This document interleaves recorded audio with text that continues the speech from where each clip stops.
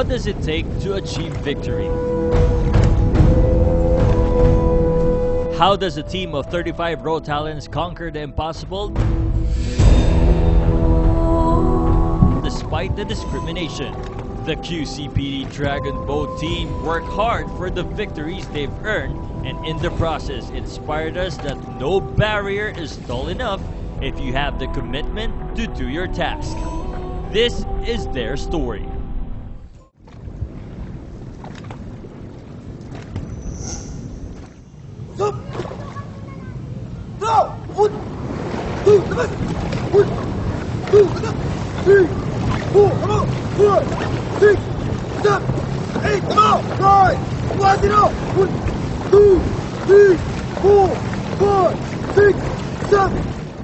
First step namin, first try namin to go out of the country to compete is for Indonesia. Puro kritisismo yung inabot namin eh. Hindi kayo makakaalis, hindi kayo makakaalis. Hindi nyo kaya. Puro ganon.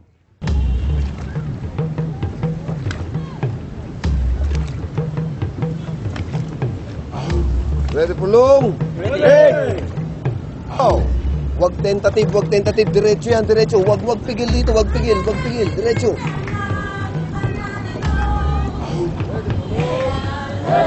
Ho! Hoy! Sabay! Sige. Hold water. Hold.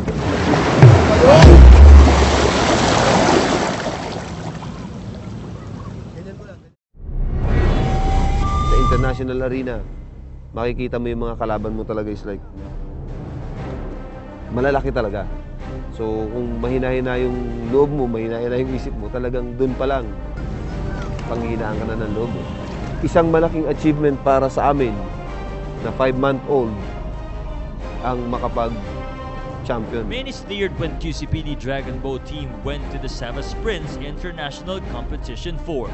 Unknown and an underdog, the team was challenged even more to reach for the highest honor. Makapaniwalas na kayang abutin yung isang bagay na imposible yung magiging champion.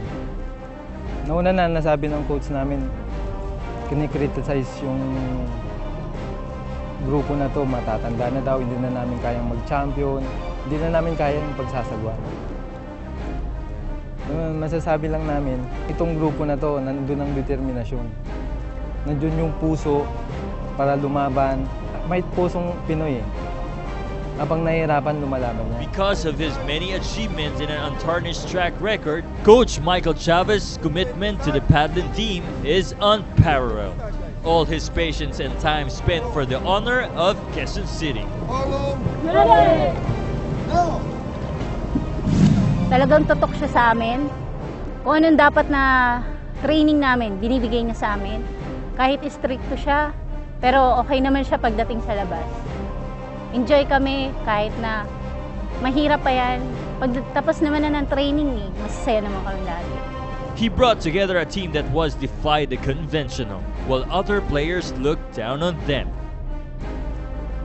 So I'm proud to say, to have these people supporting yung cause namin.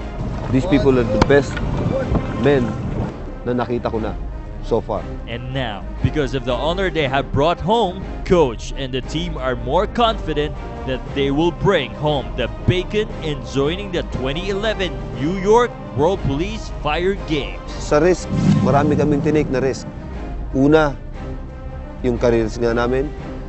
Sa mga civilians, yung family nila na maiiwan. Kasi may mga anak din yung mga maiiwan. We wanted so bad na umalis na kahit kulang yung pera namin.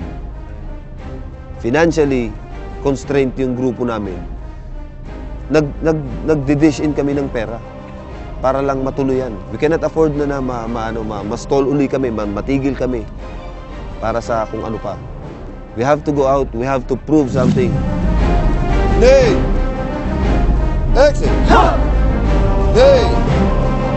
Exit! Ha! Hey! Go! Ha!